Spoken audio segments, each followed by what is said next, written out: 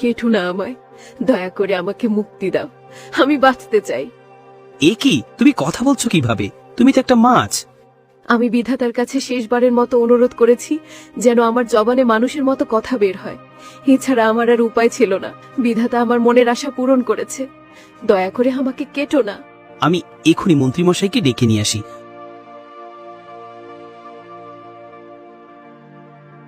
মন্ত্রীমশাই, সর্বনাশ হয়ে গেছে। মন্ত্রীমশাই, আপনি যে আমাকে মাছটা দিয়েছিলেন সেই মাছটা কথা বলছে। দয়া করে চলুন আমার সাথে। তুমি কি পাগল হয়ে গেলে নাকি? মাছ কিভাবে কথা বলবে? আমার কথা বিশ্বাস করুন আপনি, দয়া করে চলুন আমার সাথে।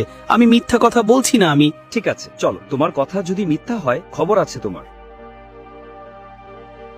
এই মাছ মন্ত্রীমশাইকে নিয়ে এসেছি, এবার যা বলার তাকে বলো। মন্ত্রী মশাই, দয়া করে আমাকে আবার পানিতে ছেড়ে আসুন, আমি বাঁচতে চাই, দয়া করুন আমার প্রতি।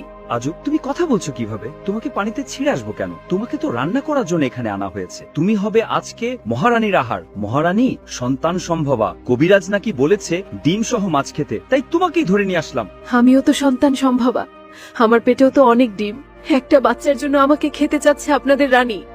আমার পেটে যে হাজার হাজার বাচ্চা, আমার বাচ্চাগুলোর কথা ভেবে আমাকে ছেড়ে দেন দয়া করে। না না, তা আর হবে না। রানী ডিম সহ মাছ খেতে চেয়েছে, তুমিই উপযুক্ত। রাধুনী, এত কথা না ভেবে মাছটা কাটো।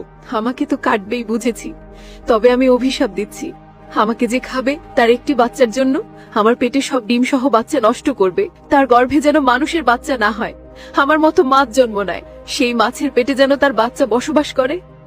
আর আমি এও বলছি, আমাকে যে খাবে তার বেদনার কষ্টের চোখের পানি জমতে জমতে সেই চোখের পানিতে যেদিন সেই মাছ সাঁতার কাটতে পারবে, সেদিন তার বাচ্চাকে ফিরে পাবে।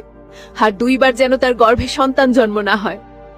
আরে আরে, মাছটা কি বলছে? এ তো মেঘ না চাইতেই বৃষ্টি। রাজার সন্তান যদি মাছ হয় তাহলে তো আমারই ভালো।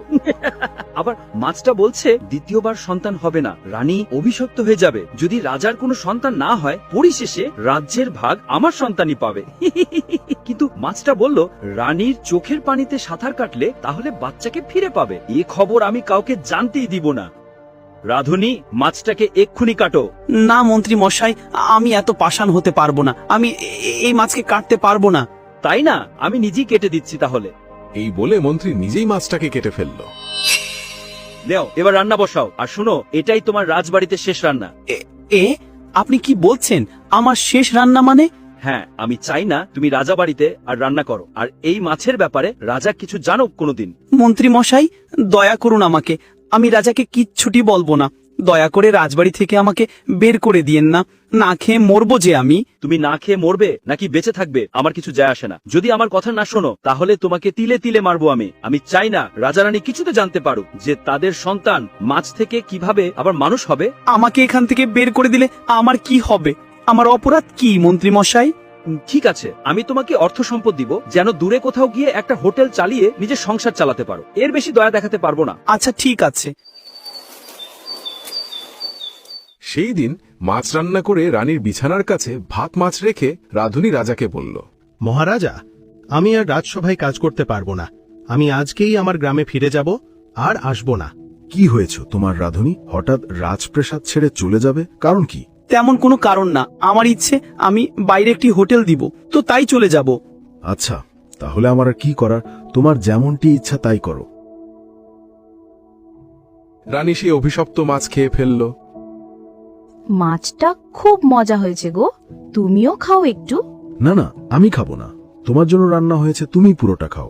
যা মজা হয়েছে একটু চেখে দেখো না। সে না হয় দেখবো, কিন্তু আমার মাথায় হঠাৎ করে একটা চিন্তা ঘুরপাক খাচ্ছে। কি চিন্তা এমন? দেখলো তো, বলা নেই কোয়া নেই, রাধুনী কেমন কাজ ছেড়ে চলে গেল। ও তো বেশ কয়েক বছর ধরে আমার রাজসভায় প্রধান রাধুনী। ওরে আমরা যতটা বেতন দিই তারপরও চলে গেল কেন? যদি বেতন বেশি দরকার হতো আমাকে বলতো। কিছু কোয়া নেই বলা নেই, হুট করে চলে গেল কেন? খুবই চিন্তা হচ্ছে। সে হয়তো অন্য কোনো ভালো কাজ পেয়েছে, তাই চলে গেছে। তুমি এসব চিন্তা করো না তো। কি বলছো? রাজপ্রাসাদের থেকে ভালো কাজ হয় নাকি? উফ, কিছু একটা রহস্যময় মনে হচ্ছে।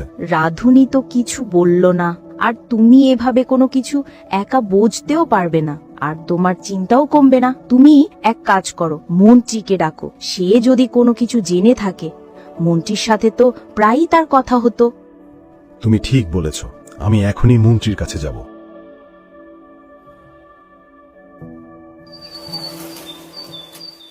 মন্ত্রী, আমাদের রাজসভার রাধুনী হঠাৎ করে এইভাবে চলে গেল কেন? তুমি কি কিছু জানো? রাধুনীকে যে আমি টাকা দিয়ে বিদায় করে দিয়েছি, রাজাকে কিছুতেই তা বুঝতে দিব না কোনোদিন। না না, আমি কি করে জানবো সে চলে গেল কেন? হয়তো সে আর এখানে কাজ করবে না, তাই চলে গেছে। আমার কেন যেন রহস্যময় লাগছে। বলা নেই কমা নেই যে এতটা বছর এখানে কাজ করে সে এইভাবে হঠাৎ করে চলে গেল। আমাদের তো কিছু করার নেই মহারাজ, আমি জানলে বলতাম, কিন্তু আমি নিজেই তো কিছুই জানি না, আমি কিভাবে বলবো? ঠিক আছে। কিছুদিন পর রানী সন্তান প্রসবের যন্ত্রণায় পড়ল। দাইমা সন্তান হবার পর সবাইকে চিৎকার করে ডাকল। সর্বনাশ হয়ে গেছে। কি কি হয়েছে দাইমা? রানীর সাথে কিছু খারাপ হয়েছে নাকি? না না, রানী ঠিক আছে। তাহলে আমার সন্তানের কিছু হয়েছে নাকি? না, তোমার সন্তানও ঠিক আছে। যদি রানীও ঠিক থাকে আর আমার সন্তানও, তাহলে চিৎকার করে ডাকছেন কেন? একটা অঘটন ঘটে গেছে। কি করে বলি তোমাকে বাবা, এ যে বিশ্বাস করার মতো নয়। তার মানে কাজের কাজ হয়েছে, সেই মাছের দেওয়া অভিশাপ লেগেছে মনে হয়। আমার যে কি আনন্দ লাগছে না! উফ, রানীর আর কোনো সন্তানও হবে না। আমার সন্তান হলে রাজা আমার সন্তানকে তার সন্তানের মতো লালন পালন করবে, আর আমার সন্তান রাজ্যের ভাগও পাবে। তোমার কোনো মানব সন্তান জন্ম হয়নি মহারাজ, রানীর পেটে একটি মাছ সন্তান জন্ম হয়েছে। কি বললেন? কই দেখি তো। রাজা বিজয়ে গিয়ে দেখল সত্যি তার মানব সন্তান না হয়ে একটি মাছ জন্ম হয়েছে। এটা দেখে রাজা শোকে কাতর হয়ে পড়ল। আহা হা, রানী সুস্থ হলে রানীকে কি জবাব দিব আমি? আহা হা, রানী তো এসব শুনলে নিজেকে ঠিক রাখতে পারবে না। হে বিধাতা, আমার সাথে এটা তুমি কি করলে? আমি লোক সমাজে মুখ দেখাবো কি করে? যদি কিছু মনে না করেন মহারাজ, আমি একটি কথা বলি। হ্যাঁ বলো, কি বলবে? রাজ্যের লোকজন যদি জানতে পারে রাজার সন্তান মানব না হয়ে মাছ হয়েছে, তখন চিচি করবে এ সন্তান অভিশপ্ত। আপনি এই সন্তানকে, মানে এই মাছটাকে মেরে ফেলুন, নয়তো রাজ্যে বড় কোনো বিপদ হতে পারে। এটা কোনো সংকেত হতে পারে আমাদের জন্য। তোমার কি মাথা খারাপ হয়ে গেছে? যতই হোক, এ তো আমারই সন্তান, তাকে আমি হত্যা করব কিভাবে? না না, আমি এসব পারবো না।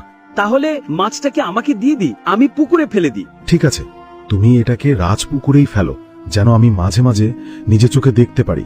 যতই হোক, আমাদেরই তো সন্তান। ঠিক আছে, আমি এখনই মাছটাকে ফেলে দিয়ে আসি।